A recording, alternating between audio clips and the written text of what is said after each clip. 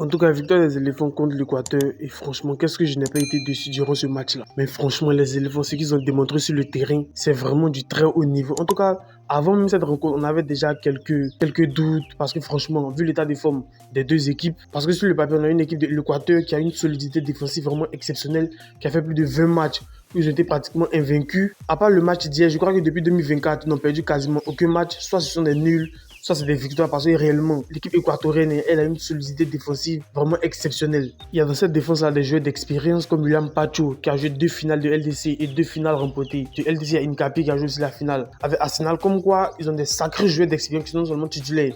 Un club est titulaire à Arsenal, c'est titulaire aussi au Paris Saint-Germain. Donc, raison pour laquelle cette défense-là a montré cette solidité-là parce qu'il y a des joueurs d'expérience dans ce secteur-là. Mais les gars, franchement, en tout cas, j'avais dit dans mon débrief que le seul point que je craignais sur les éléphants, c'était le fait qu'au niveau physique, on ne soit pas présent. Mais les gars, je me suis posé la question en fait, mais entre l'Équateur et la Côte d'Ivoire, qui a plus physique sur le terrain? Les éléphants, durant ce match-là, ont montré un engagement physique vraiment impressionnant, qui poussait même un petit peu à l'excès. Au vu des 2 cartons jaunes que nos 2 joueurs ont obtenus, Seko Fofana et Franck Kessié, je craignais cette chose-là parce que je sais que dans le jeu, on peut réellement créer du jeu, on peut apporter de la vitesse, on peut apporter de la variété dans notre jeu, avec nos latéraux qui peuvent monter, qui peuvent faire du jeu, nos ailiers aussi qui sont capables de prendre l'initiative, pouvoir faire la différence devant. Mais je craignais l'impact physique. Mais les gars, je n'ai pas été déçu par ce secteur-là parce que les éléphants ont répondu présent.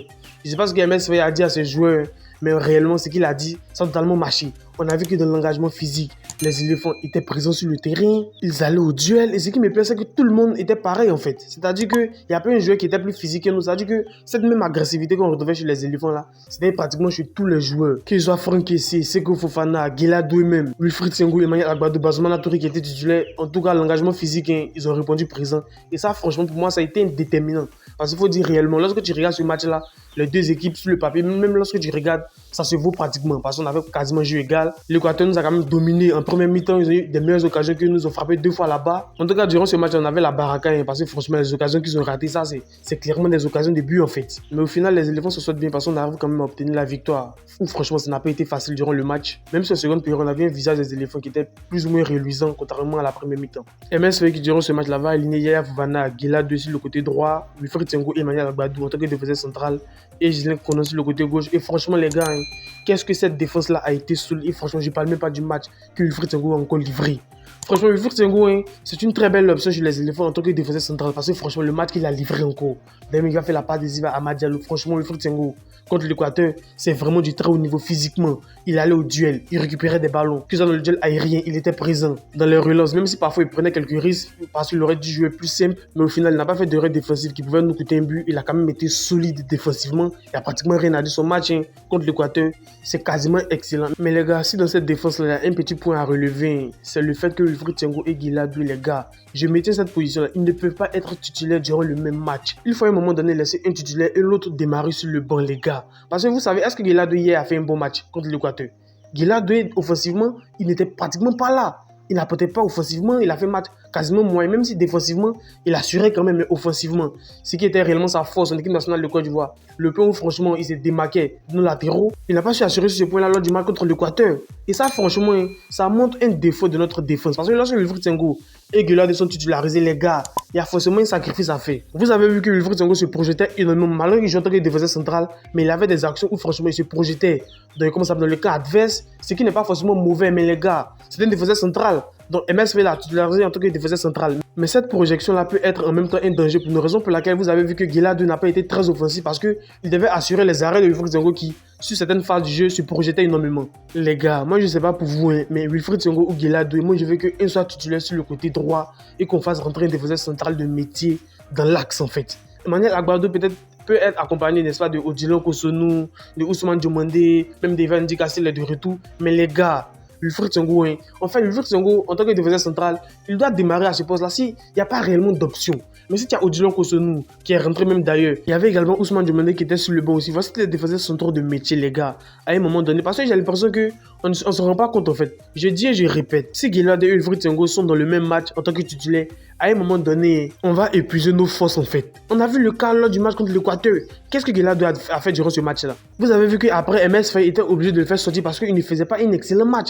Et lorsque Wilfried Tsongo est allé sur le côté droit, c'est de là qu'est venu le but. Parce que la remontée de balle que Wilfried Tsongo a fait, il n'y avait pratiquement pas de risque parce qu'il y avait deux défenseurs centraux qui étaient déjà là. Donc même s'il perdait le ballon, il y avait des défenseurs qui pouvaient assurer cette récupération de ballon, cette offensive en même temps, cette agressivité sur le côté du ballon. Donc Wilfried Tsongo dans ce schéma-là pouvait se projeter, il n'y avait pratiquement rien à dire. Mais lorsque tu es un défenseur central et que tu te projettes, tu mets à mal ton latéral parce que franchement lui sera obligé de couvrir tes arrières. Mais en dehors de ça, notre défense a vraiment été solide. Wilfried Tsongo, Emmanuel Agbadou, je l'ai trouvé un petit peu timide quand même lors de la première mi-temps, mais lors de la seconde mi-temps, il s'est quand même rattrapé. Parce qu'on rappelle que lors de la première mi-temps, la première balle qu'on se prend, c'est suite à une erreur défensive entre Emmanuel Agbadou et je crois Gislain Conan. Le Qatar pouvait nous mener 2-0 durant ce match-là et ça sera normal, ça sera même pas un scandale parce que franchement, les erreurs qu'on a eu à faire défensivement, ça nous a coûté très cher. Et Yaya Fofana qui a fait également un très bon match aussi. Il a arrêté des frappes, il a rassuré sa défense, il a sorti sur le coup de pied arrêté, il est sorti au bon moment pour rassurer la défense, pour apporter cette sérénité-là. En tout cas, Yaya Fofana, il a réellement commencé à progresser. Gislain Conan qui a été pas mal mis en difficulté durant ce match-là par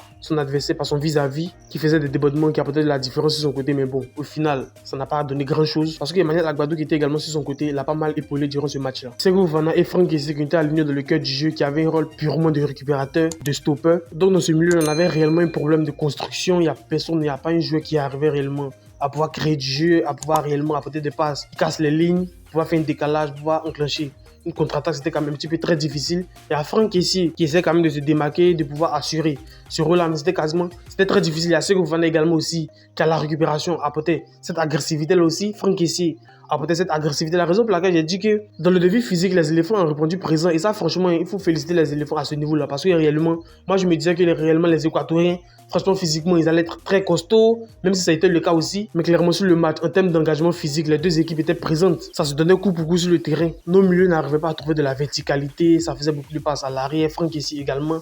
Mais en même temps, c'est pas dans ce registre-là que, voilà, MS l'a confiné. Parce qu'en réalité, MS lorsqu'il aligne par exemple un 4-4-2 avec Seko Fofana et Franck Kessié, c'est purement un rôle de récupérateur.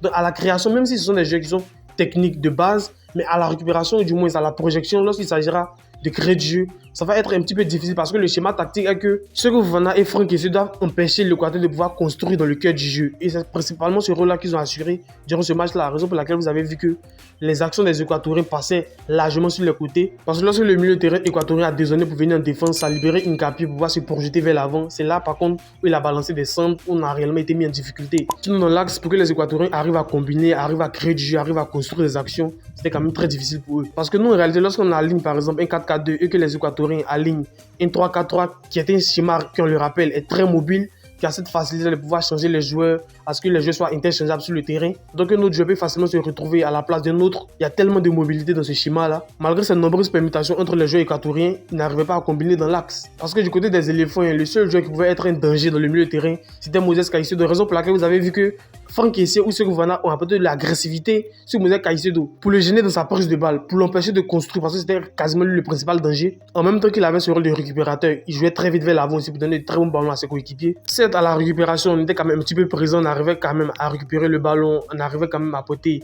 une certaine agressivité, une certaine envie sur le terrain, mais à la construction, c'était très limite, on n'arrivait pas à construire. C'est pour ça que lorsque Ibrahim Sangaré ou les Chris sont rentrés au milieu de terrain, vous avez vu que notre jeu a pratiquement changé. Mais en même temps, dans ce système de 4-4-2, les deux joueurs qui étaient alignés devant, à savoir Eli Wahi et Nicolas Pepe. Nicolas Pepe avait ce rôle-là de pouvoir venir dézonner au milieu de terrain. Dans le même registre qu'on l'avait utilisé face à la France, il devait dézonner pour venir dans le cœur du jeu, pour proposer des solutions à Seko Fofana et à Franck Kessié, pour pouvoir alimenter nos attaquants qui sont Bazouna Touré et Yann Diomandé, qui étaient des deux côtés, qui ont une vitesse vraiment exceptionnelle et qui peuvent apporter du danger constamment dans la surface de réparation. Dans ce rôle de pouvoir dézonner pour venir aider dans le milieu de terrain, Nicolas Pepe n'a vraiment pas été à la hauteur dans ce registre-là. Mais offensivement, il essaie quand même de percuter. Il a fait de très belles passes. Il a eu une occasion même où il aurait dû marquer suite à une passe de Yann Diomandé. Mais bon, lui, il n'y a pas très grande chose à lui reprocher parce que le moment où il a eu le ballon, il a su quand même être dangereux. Mais après, lorsque Oulaye Chris et Ibrahim Sangaré sont rentrés, le jeu était pratiquement fluide. On avait la possession et on pouvait construire de derrière parce qu'il y avait un vrai récupérateur qui était Ibrahim Sangaré. Et Franck Kessié et Oulaye Chris pouvaient se projeter sans inquiétude. Et en attaque, franchement, le match que Yann Diomandé a livré était un match vraiment exceptionnel.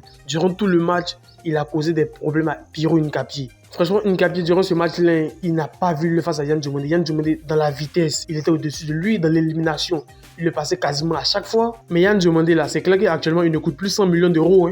Parce qu'avec le match qu'il a livré, et surtout avec cette Coupe du Monde qu'il commence déjà à réaliser, c'est clair que sa cote va monter pratiquement. On parlera là même de 150 millions d'euros. Parce que le match qu'il a livré, c'était un match vraiment exceptionnel. Tu as en face de toi un joueur d'expérience comme Nkapie, qui est un défenseur vraiment exceptionnel, qui a remporté la Bundesliga avec Odilon Kosunu au Bayer Leverkusen en 23-24 avec Xabi Alonso sur le banc, qui est arrivé à Arsenal où il est titulaire indiscutable, qui a joué la finale de la LDC contre Paris. Mais malgré cela, ça ne l'empêche pas de faire la différence à chaque fois lorsqu'il se croise avec lui sur le terrain. Yann Diomande, durant ce match-là, ce qu'il a proposé était juste exceptionnel, c'était énorme. Il y a Eli Wahi aussi de l'autre côté qui va frapper là-bas. Sur une passe de Yann Diomande qui va faire la différence sur le côté, il va faire un centre, il va frapper là-bas. Franchement, Eli Wahi, il n'a pas eu de la chance durant ce match-là. Parce que même avant ça, il va rater une grosse occasion. L'action de Yann Diomande va lui faire le double contact pour lui faire la passe où il va finalement tirer sur le gardien. En tout cas, il était un manque de réussite. Ça a quand même été un petit peu difficile pour lui. Mais son entente avec Nicolas Pepe n'a pas été au beau fixe aussi, hein, parce que les deux qui étaient alignés sur la pointe de l'attaque, leur entente, franchement, ça n'a pas été au beau fixe. Mais après, il y a eu l'entrée de Antoine Boni qui dans le jeu nous a apporté énormément. Il est capable de garder le ballon, de servir ses partenaires pour aller ensuite se repositionner dans l'axe. Son jeu balle au pied, c'est terrible. Il est très bon dans ce domaine-là. Vraiment, il nous apporte une solution en tant que numéro 9. Il y a Bazouma Tour également qui a été titularisé durant ce match-là, qui a quand même essayé de faire des débordements, mais bon, au final, ça n'a pas donné très grande chose. Après, il y a eu l'entrée de Amad Diallo qui réellement a marqué le but, qui va nous sauver finalement. Ce but victorieux à la 90e pour nous libérer définitivement de ce scénario vraiment exceptionnel dans lequel on était. Parce que sur le terrain, les deux équipes se valaient et se rendaient coup pour coup. En tout cas, félicitations aux éléphants parce que réellement, c'était leur première Coupe du Monde. Ils n'ont pas l'expérience dans ce genre de compétition-là, mais sur le terrain, ils ont quand même démontré du caractère. Ils ont montré de l'envie, de l'engagement, de la détermination. Et ça, réellement, c'est une chose vraiment positive. Grâce à cette victoire 1-0 face à l'Équateur, on engrange nos 3 points. On est deuxième de notre poule, derrière l'Allemagne, à cause du golf à Viral, bien évidemment, qui eux ont fait 7-1 contre Curaçao. Mais avec cette victoire contre l'Équateur, notre Coupe du Monde est plus que jamais lancée. Donc les gars, on va s'arrêter sur ça. Donnez-moi vos avis dans les commentaires. Dites-moi ce que vous en pensez. Abonnez-vous si ce n'est pas déjà fait. Lâchez-moi votre like. Et on se retrouve pour une prochaine vidéo. Allez, peace out.